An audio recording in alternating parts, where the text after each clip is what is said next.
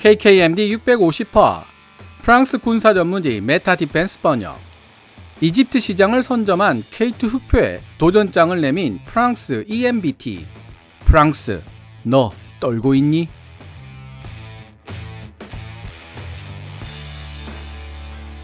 Enhanced Main Battle Tank, 줄여서 EMBT라고 불리는 주력 전차는 프랑스와 독일이 공동으로 개발하고 있는 차세대 전차 MGCS의 기술 실증 차량으로 개발된 물건입니다. 독일의 크라우스 마페이 베그만과 프랑스의 넥스터 디펜스 시스템즈가 힘을 합쳐 설립한 방산업체 KNDS가 EMBT를 개발 및 생산하고 있는데요. 쉽게 설명하면 독일 레오파드 2A7의 차체에 프랑스 르클레르의 포탑을 결합시킨 하이브리드 전차라고 말씀드릴 수 있습니다. 원래는 MGCS의 기술 실증 차량으로 개발된 EMBT지만 차세대 주력 전차 MGCS와 6세대 전투기 FCAS 개발을 두고 독일과 프랑스의 협력 관계가 삐거덕거리기 시작하면서 MGCS가 언제 개발될지 알 수 없는 상황으로 빠져들었고, 그로 인해 발생한 안보 공백을 메울 수 있는 새로운 대안으로 주목받게 되었습니다. 그나마 독일은 레오파드 시리즈를 개량하고 수출하면서 버틸 수 있지만 자국 지상 플랫폼 제조업체들이 줄도산 당할 위기에 직면한 프랑스는 EMBT를 해외로 수출하여 관련 기술과 노하우 및 산업 역량을 보존하겠다는 보관을 세우고 있습니다. 그런 프랑스의 눈에 들어온 곳이 바로 5,000여 대의 주력 전차를 운용하고 있으며 그중 노후화된 4,000대를 신형으로 교체해야 할 필요에 직면한 이집트 시장이었습니다. 프랑스로서는 결코 놓칠 수 없는 시장이 바로 이집트라는 사실을 삼척동자라도 알 수 있는 상황이지만, 문제는 이집트 주력 전차 시장에 강력한 영향력을 발휘하고 있는 나라가 이미 따로 존재하고 있다는 데 있었습니다. 맞습니다. 이미 눈치채셨겠지만 그 나라가 바로 대한민국이고, EMBT의 앞을 가로막고 있는 거대한 벽으로 등장하고 있는 주력 전차가 바로 K2 흑표입니다. 이는 제가 내피셜로 하는 이야기가 아니라 프랑스 군사 전문지 메타 디펜스가 지적하고 있는 내용을 인용한 것입니다. 제 개인적인 의견으로도 프랑스 EMBT가 대한민국 K2 흑표의 벽을 넘어서기는 어려워 보입니다. 물론 프랑스 군사 전문지 메타 디펜스는 K2 흑표의 강점을 인정하면서도 프랑스가 이집트에 대해 가지고 있는 영향력을 바탕으로 EMBT에게도 기회가 있을 수 있다고 주장하고 있습니다. 메타 디펜스가 지난 12월 24일에 게재한 기사를 함께 읽어본 뒤 간단하게 제가 생각한 내용을 말씀드리도록 하겠습니다. KKMD에서 외신기사 원문은 항상 노란색 글자로, 제 개인적인 사견이나 역주는 하얀색 글자로 표시된다는 점 다시 한번 알려드립니다. KNDS는 12월 4일 배포한 보도자료를 통해 에덱스 전시회에서 선보인 다양한 장비들을 소개했다. 이집트 카이로에서 12월 4일부터 12월 7일까지 3일간 열렸던 에덱스 전시회에서 차륜형 자주포 세자르와 보병 전투 장갑차 VBCI T-40 그리고 ARX-30 포탑을 선보인 KNDS는 그 외에도 이집트 육군이 선택할 수 있는 대안으로서 차세대 전차 EMBT를 홍보하기 위해 많은 노력을 기울였다. 이처럼 EMBT는 더 이상 유로사토리 2022 전시회 때처럼 단지 MGCS 프로그램의 기술 실증 차량으로 제한되고 있는 것이 아니라 120mm 주포를 위해 22발의 포탄을 장전할 수 있는 자동 장전 장치 및 7륜 차체뿐만 아니라 1500마력 엔진 같은 고유한 특성을 가진 4세대 주력 전차로 제한되고 있다. EMBT는 또한 이집트 군대가 보유하고 있는 노후 전차를 대체할 수 있는 장비이자 이집트 국내 생산을 위한 길을 열어줄 수 있는 프로토타입으로 제시되고 있다. 곧 출시될 새로운 공중폭발형 탄약으로 대드론 방어 능력을 제공해줄 수 있는 ARX-30 원격 사격 통제 체계와 하드킬 방식의 능동 보호 시스템 등이 강조되고 있는데, 무엇보다도 EMBT에서 찾아볼 수 있는 진정한 혁신은 시스템 운영 임무를 맡은 네 번째 승무원의 존재이다. 대한민국 K2 흑표의 표적이 되고 있는 전략적 시장 이집트 육군. 전차 분야에 있어 이집트 육군은 그야말로 전략적 시장 그 자체라고 말할 수 있다. 실제로 이집트 육군은 1300대의 M1A1 에이브람스, 500대의 T-62, 500대의 T-55뿐만 아니라 2700대 이상의 M60 패턴을 포함해 총 5,000대 이상의 전차를 보유하고 있다. 그러나 M60, T-62 그리고 T-55처럼 현대적인 신형 전차들로 교체되어야 할 필요성이 있는 구형 전차들이 4,000대 이상을 차지하고 있어 수출 잠재력이 매우 큰 시장으로 분석되고 있다.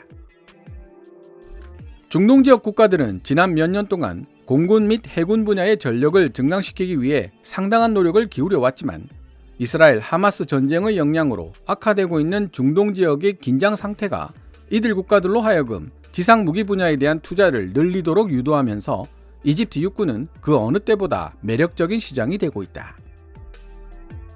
주력 전차를 교체해야만 하는 이집트 시장은 거대한 수요를 지니고 있지만 동시에 매우 복잡한 성격을 지니고 있다. 현재 이집트 정부와 미 행정부 사이의 관계가 그다지 평화롭지 못한 상태인데다 경제적인 중형 전차들에 비해 가격이 너무 비싸기 때문에 이집트가 M1A2 또는 M1E3 같은 신형 에이브람스로 눈을 돌릴 가능성은 거의 없다고 볼 수 있다. 미국 에이브람스처럼 전투 중량이 대단히 무겁고 천문학적인 가격을 자랑하는 레오파드 2A8, 2AX 역시 이러한 경제적 문제를 피해갈 수 없는데 이들 유럽산 신형 전차들의 대당 가격은 약 2천만 유로, 현재 환율로 하나 287억에 달한다. 이집트 정부는 몇 년 전 러시아산 T-90M미를 이집트 현지에서 생산하는 계약에 대한 논의를 러시아 정부와 주고받은 적이 있었지만 현재 상황으로서는 러시아 모델로 눈을 돌릴 가능성이 전무하다. 오늘날 러시아 국내 생산 시설들은 우크라이나에서 손실된 장갑 차량들을 대체하기에도 손이 모자랄 지경인데다 러시아 전차를 도입한다면 미국의 러시아, 이란, 북한에 대한 통합제재법 CAA-TSA에 이집트를 고스란히 노출시키는 위험을 불러올 것이기 때문이다. 되돌아보면 3년 전 이집트가 러시아산 수호이-35 전투기 24대의 인수를 포기했던 것도 이런 맥락에서 이해할 수 있는 사건이다. 특히 중국이 군사장비 분야를 포함하여 이집트와의 관계를 강화하기 위해 상당한 노력을 기울이고 있기 때문에 이집트가 중국산 모델로 눈을 돌릴 가능성이 전혀 없는 것은 아니다. 그러나 미국이 CAA-TSA의 적용 범위를 러시아, 이란, 북한을 넘어 중국산 군사장비로 확대할 가능성을 배제할 수는 없다. 더구나 중국산 기갑 차량은 아직 검증되어야 할 부분이 많으며 엄밀하게 말한다면 특히 신뢰성 측면에서 그다지 좋은 평가를 받지 못하고 있다. 반면에 다음 두 가지 모델들은 현재까지 이집트 시장에서 두각을 나타내고 있는 유력한 후보들이다. 첫 번째 후보는 유럽의 금수 조치 때문에 엔진 및 변속기를 구하지 못해 오랫동안 제자리 걸음을 하고 있었던 터키산 중전차 알타이다. 알타이의 파워팩 문제는 K2 흑표의 엔진과 변속기를 면허 생산할 수 있도록 허용한 한국의 도움으로 해결된 것으로 보인다. 그러나 무슬림 형제단을 격렬하게 반대하는 이집트 정부 및 LCC 대통령과 무슬림 형제단의 구심점을 이루고 있는 터키 정부 사이의 냉랭한 관계는 비록 최근 몇 달 동안 완화되었다고는 하지만 주력 전차 도입 계약처럼 중요한 결정을 성사시킬 수 있을 정도로 충분히 견고해 보이지는 않는다.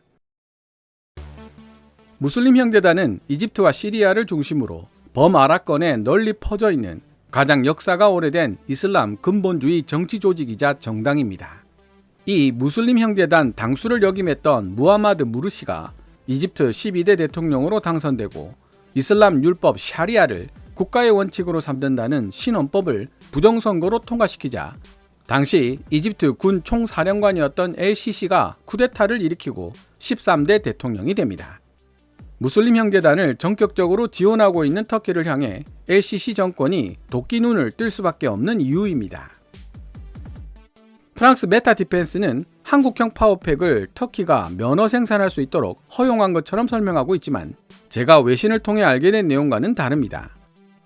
처음 한국형 파워팩을 터키에 수출하려 했을 때 터키 현지에서 면허 생산하는 방안이 논의된 것은 맞지만 이후 미국 정부의 반대로 면허 생산은 불발되었고 한국에서 생산한 파워팩을 직도입하는 방향으로 결정되었습니다.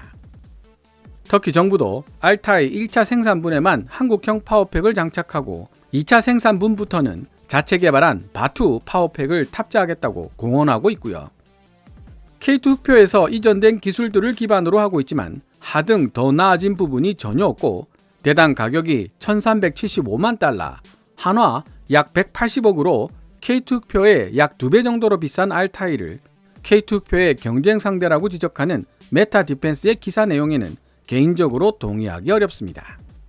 더 자세한 내용을 알고 싶으신 분들은 KKMD 339와 미국의 압력을 걱정한 한국, 알타이 파워팩 공동 생산이 아닌 완제품 수출로 변경하다.